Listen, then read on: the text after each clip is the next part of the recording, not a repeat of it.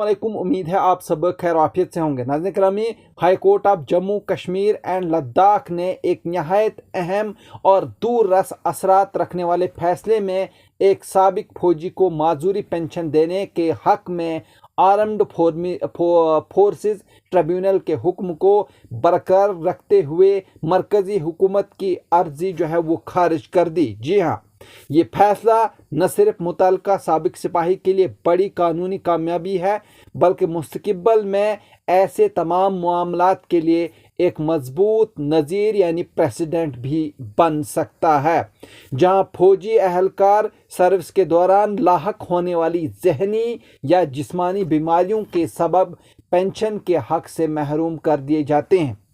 अदालती रिकॉर्ड के मुताबिक मज़कूरा साबिक फौजी जुलाई 2001 में इंडियन आर्मी में भर्ती हुआ था और भर्ती के वक्त इसे मुकम्मल तौर पर जिस्मानी और जहनी तौर पर फिट करार दिया गया था।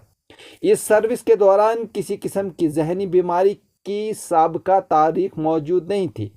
ताहम तवील फौजी खिदमात के बाद जुलाई 2018 में जब इसकी रिलीज मेडिकल जांच की गई तो मेडिकल बोर्ड ने इसे शिज़ोफ्रेनिया जैसी संजीदा जहनी बीमारी में मुब्तला करार दिया और 40% मुस्तकिल माजूरी का तयन किया। इसके बावजूद बोर्ड ने ये राय दी कि बीमारी न तो फौजी खिदमात के बाइस पैदा हुई और न ही सर्विस के दौरान इसमें इजाफा हुआ, जिसकी बुनियाद पर इसकी माजूरी पेंशन मुस्तरद कर दी गई। वहीं मायूस होकर साबिक फौजी ने आर्मी फोर्सेस ट्रिब्यूनल से रुजू किया। ट्रिब्यूनल ने शवाहिद और कानूनी असूलों का जायज़ा लेने के बाद ये करार दिया चूँकि सिपाही भर्ती के वक़्त मुकम्मल सेहतमंद था और बीमारी सर्विस के दौरान ज़ाहिर हुई, इसलिए असूलन इसे सर्विस से मुंसलिक तस्वुर किया जाएगा जब तक कि हुकाम इसके बरकस कोई मजबूत सबूत पेश न करे। ट्रिब्यूनल ने न सिर्फ पेंशन बहाल करने का हुक्म दिया बल्कि माजूरी की शरह को राउंड ऑफ करते हुए 50% के हिसाब से पेंशन देने की हिदायत भी जारी की।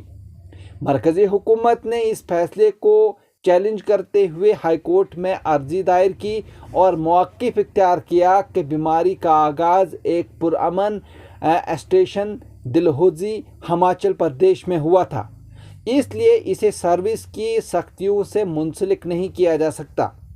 ताहम हाई कोर्ट की डिवीज़न बेंच ने 13 फरवरी के अपने तफसीली फैसले में इस दलील को नाकाफ़ी और गैर तसल्ली बख्श करार दिया।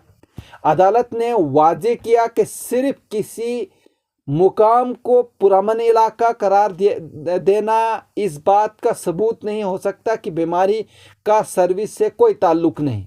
अदालत ने यह भी मुशाहिदा किया कि मेडिकल बोर्ड की राय मुबहिम और गैर वाज़े थी और इसमें ठोस साइंसी या कानूनी बुनियादों की कमी थी।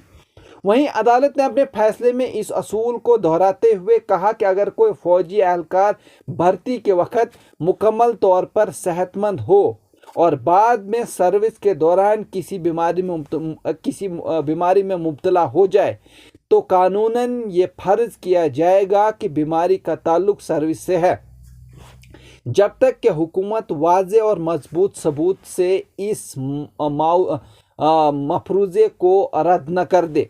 वहीं अदालत के मुताबिक इस केस में हुकाम ये साबित करने में नाकाम रहे कि बीमारी का फौजी खिदमात से कोई ताल्लुक़ नहीं, इसलिए शक व शुबा का फ़ायदा सिपाही को दिया जाना चाहिए।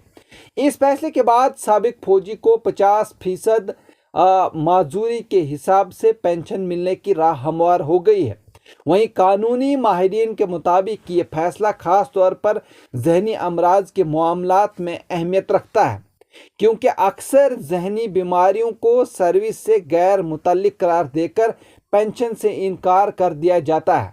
अदालत ने वाज़े पैगाम दिया है कि रियासत पर यह जिम्मेदारी आयद होती है कि वो अपने दिफा करने वालों के हकूक़ का तहफ़्फ़ुज़ करे और महज तकनीकी बुनियादों पर इन्हें इनके जायज़ हक से महरूम न करे।